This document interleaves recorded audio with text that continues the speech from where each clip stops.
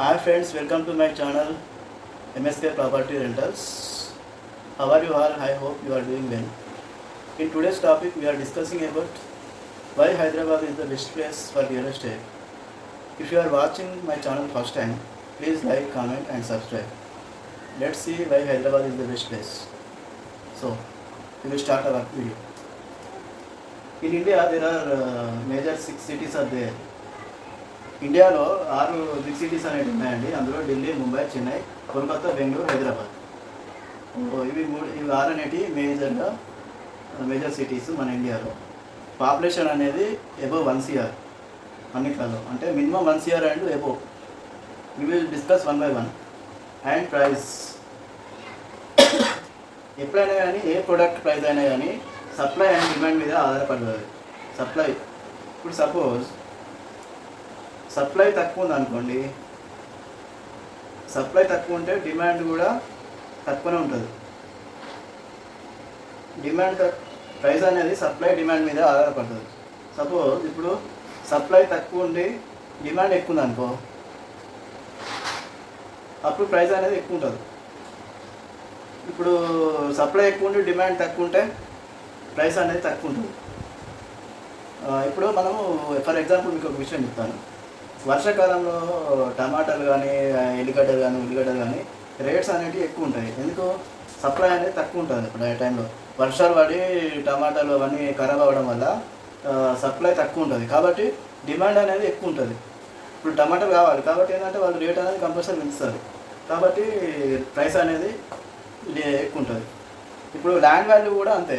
ఇప్పుడు మీకు ఎక్కడైతే ల్యాండ్ ఎక్కువ అవసరం ఉంది, కాకపోతే ల్యాండ్ లేదు, అప్పుడు ఏమవుతుంది? ల్యాండ్ వాల్యూ అనేది ఆటోమేటిక్గా పెరిగిపోతుంది.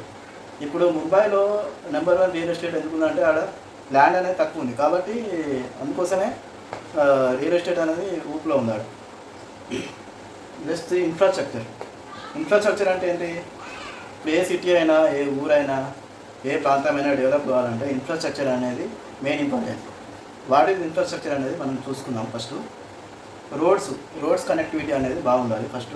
And water facilities, public transportation అంటే రోడ్డు, ట్రైను, ఎయిర్పోర్ట్స్ ఇవన్నీ ఉంటే ఆ ఏరియా అనేది తొందరగా డెవలప్ అవ్వడానికి ఛాన్సెస్ ఉంటుంది. ఇంకోటి హాస్పిటల్స్, పబ్లిక్ నీడ్స్ అంటే ఏంటి? Hospitals, colleges, schools, shopping malls, ఇవన్నీ. ప్లస్ ఎంప్లాయ్మెంట్స్, కంపెనీస్, ఇవన్నీ చాలా మేజర్ ఇంపార్టెంట్. ఏ సిటీ అయినా, ఏ ప్రాంతమైనా డెవలప్ కావాలంటే. ఇంకోటి, ఎక్కడైనా ఈ ఏరియాలో ఏ ప్రాంతమైనా ఎమ్యూనిటీస్ కానీ, ఫెసిలిటీస్ కానీ, రోడ్స్ ఇవన్నీ బాగుంటాయో ఆ ప్రాంతం అనేది తొందరగా డెవలప్ అవ్వడానికి అవకాశాలు ఉన్నాయి. మనం ఈ సిటీస్ అనేటి గురించి మనం 1 by 1 మాట్లాడుకున్నాం. సపోజ్ ఫస్ట్ ఢిల్లీ చూసినట్టయితే, ఢిల్లీ ఆల్రెడీ అభివృద్ధి చెందిన ప్రాంతము. ఈ ప్రాంతంలో ఆల్రెడీ జనాభా చూసినట్టయితే 3 CR అని ఉంది. ఇప్పుడు మినిమం 3 CR క్రాస్ అయిపోయింది. ఇందులో మేజర్ ఎఫెక్ట్ మైనస్ ఏంటంటే పొల్యూషన్. ఢిల్లీలో ఉండడానికి ఛాన్సెస్ చాలా తక్కువ ఉన్నాయి. ప్లస్ ప్రైసెస్ కూడా, కాస్ట్ ఆఫ్ లివింగ్ కూడా చాలా ఎక్కువ ఉంది. అందుకోసమే ఢిల్లీలో మనం ఇన్వెస్ట్మెంట్ చేయలేము. సామాన్యమైనవాడు ఉండాలంటే ఢిల్లీలో చాలా కష్టం.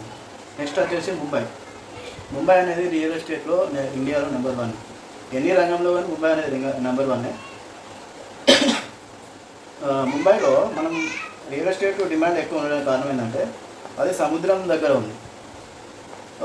3 parts అనేది సముద్రమే ఆక్రమించింది. అందువల్ల మనకు ల్యాండ్ సప్లై అనేది తక్కువ ఉంది. ల్యాండ్ సప్లై తక్కువ ఉండడం వల్ల ల్యాండ్కి డిమాండ్ అనేది ఎక్కువ ఉంది. సో ప్రైసెస్ అనేటివి చాలా ఎక్కువ ఉన్నాయి. సామాన్య మానవుడు అక్కడ ఉండడానికి, ఇన్వెస్ట్ చేయడానికి అవకాశాలు లేవు. ఇప్పుడు అక్కడ 1 BHK రెంట్ 40,000 నుంచి 50,000 ఉంది. ఇప్పుడు హైదరాబాద్లో 15,000 ఉంది అనుకో 1 BHK, అక్కడ 50,000 ఉంది. ఈవెన్ సేల్స్ కూడా అంతే. ఇక్కడ 1 CR ప్లాటు, అక్కడ 5 CR పెట్టాలి, మినిమం 4 CR 5 CR పెట్టాలి. సో ముంబైలో normal people cannot live.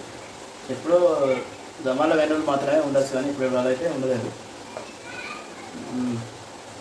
Chennai కూడా ఆల్మోస్ట్ ముంబైలో అది ఏంటంటే ఎక్కువ ఊరవతలు ఉంది. అది సముద్రం, ఆల్మోస్ట్ 2 parts అనేది సముద్రం పక్కన ఉంది, కాబట్టి ఎక్కువ ఎక్స్పాండ్ అయ్యే అవకాశాలు లేవు. ఇప్పుడు ముంబై కూడా ఎక్స్పాండ్ అయ్యే అవకాశాలు లేవు, చెన్నై కూడా ఎక్స్పాండ్ అయ్యే అవకాశాలు లేవు. కోల్కతా కూడా ఆల్మోస్ట్ సేమ్. కోల్కతా ఏంటి, అది ఇక్కడ మన ఇండియా మ్యాప్లో ఇక్కడ లాస్ట్లో ఉంటుంది. అది కూడా సేమ్ ఈ ముంబై, చెన్నై, కోల్కతా అన్ని సముద్ర తీర ప్రాంతాలు కాబట్టి వీటికి 50% ల్యాండ్ అనేది సముద్రంలోనే వెళ్ళిపోయింది. కాబట్టి ఆ ఏరియాలకు డెవలప్మెంట్ అనే ఛాన్స్ చాలా తక్కువ ఉంటుంది. నెక్స్ట్ వచ్చేసి బెంగళూరు అనేది మన కర్ణాటక బార్డర్, తమిళనాడు బార్డర్ మధ్యలో ఉంది. ఇది ముంబై తర్వాత సెకండ్ డెవలప్డ్ అంటే రియల్ ఎస్టేట్ పరంగా బెంగళూరులో బాగుంది రియల్ ఎస్టేట్లో. ఇప్పుడు హైదరాబాద్ అనేది బాగానే ఉంది, బెంగళూరు కూడా బాగానే ఉంది. కానీ ఇప్పుడు ఏంటంటే బెంగళూరు యొక్క మైనస్ ఏంటంటే చాలా కొంచెం ఇన్ఫ్రాస్ట్రక్చర్ పరంగా గవర్నమెంట్ వల్ల స్టేబుల్ డెవలప్మెంట్ లేకపోవడం వల్ల అక్కడ గవర్నమెంట్ ఎప్పుడు మారుతుందో తెలియదు, ఎప్పుడు పోతుందో తెలియదు, ఏదైనా జరగచ్చు. కాబట్టి అక్కడ స్టెబిలిటీ అనేది మెయిన్ ప్రాబ్లం.